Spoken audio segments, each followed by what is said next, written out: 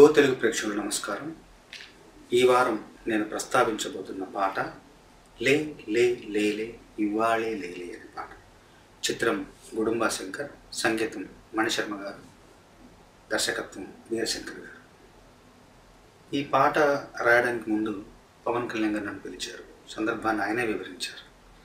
దర్శకులు కథంతా చెప్తే సందర్భాన్ని పవన్ కళ్యాణ్ గారు వివరించి ఒక కొత్త ఆలోచనతో పాట రాయాలి నాకు అని చెప్పేసి ఆలోచన చెప్పారు. చెప్పడంతో నాకు ఒక భావం ధ్వనించింది, మనసులో మెరిసింది. ఏంటంటే ఈ పాట రాయడానికి పవన్ కళ్యాణ్ గారు పిలిచారు. నన్ను వెళ్ళాను. వెళితే దర్శకులు వీరశంకర్ గారు సినిమా కథంతా చెప్పిన తర్వాత పవన్ కళ్యాణ్ గారు పాట ఏం కావాలి ఎలా కావాలి చెప్పారు.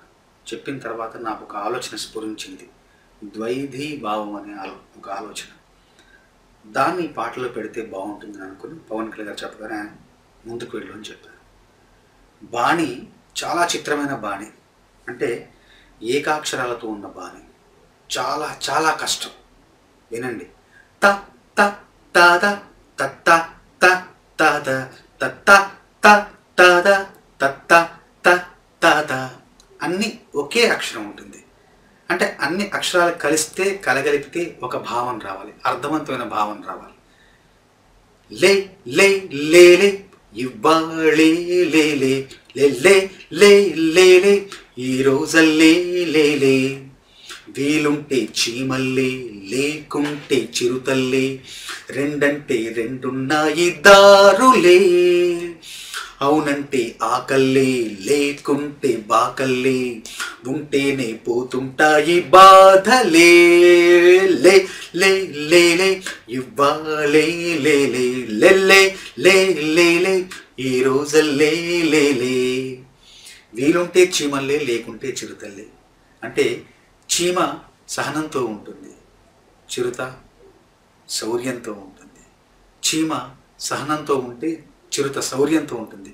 చీమ అణిగిమణిగి వెళుతుంటుంది, కానీ చిరుత వేటాడుతుంది. అట్లాగే అవునంటే ఆకల్లే లేకుంటే బాకల్లే. ఆకు శుతిమెత్తగా ఉంటుంది, బాకు వదునుగా ఉంటుంది. అంటే ఇలా రెండు ఉన్నాయి మనకు దారులు, ఎడమ కుడి అనే ఈ రెండు దారులు ఉన్నాయి. రెండు దారులు కూడా న్యాయసమ్మతమైన దారులే, న్యాయబద్ధమైన దారులే. రెండిట్లో ఏ దారిలో పయనించినా కూడా మనకు గమ్యం వస్తుంది అనే భావాన్ని సూత్రప్రాయంగా పల్లవిలో చెప్పి దాన్నే విస్తారంగా చరణంలో చెప్పడం జరిగింది. చిరుగాలై నువ్వుండాలి నిన్నే కవ్విస్తుంటే సుడిగాలై చెలరేగాలి లేలే గొడుగల్లే పని చెయ్యాలి నిన్నే కదిలిస్తుంటే పడగల్లే పని పట్టాలి లేలే నీరల్లే పారాలి అందరి దాహం తీర్చాలి అని చేస్తే ముంచెయ్యాలి లే నేలల్లే మారాలి అందరి భారం మోయాలి విసిగిస్తే భూకంపాలే చూపాలే లే లే లేలే ఇవ్వాలే లేలే లే లే లేలే ఈ రోజల్లే లేలే. ఇలా రెండు రకాల బాటలు, రెండు రకాల దారులు, రెండు రకాల పంధాలు ఉన్నాయి. ఒక పంధాలో ఉంటే ఇలా ఉంటుంది, ఇంకో పంధాలో ఉంటే ఇలా ఉంటుంది చెప్తూ రెండో చరణంకి వచ్చేసరికి లోకంలోని ఆ లోక రీతిని కొత్త పంధాలో చెప్పడం జరిగింది. చెడు ఉంది మంచి ఉంది అర్థం వేరే ఉంది. చెడు మంచి రెండు ఉన్నాయి, కానీ ఒక అర్థం ఉంది, కొత్త అర్థం ఉంది.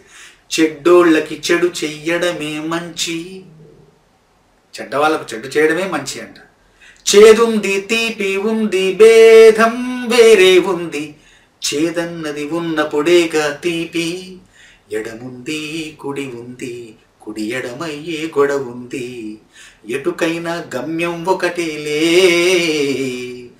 చావుంది బ్రతుకుంది చచ్చేదాకా బ్రతుకుంది. చచ్చాక బ్రతికేలాగా బ్రతకాలే లే లే లేలే ఇవ్వాళే లేలే లెల్లే లే లేలే ఈ రోజల్లే లేలే. నాకు అమితంగా నచ్చిన పంక్తి.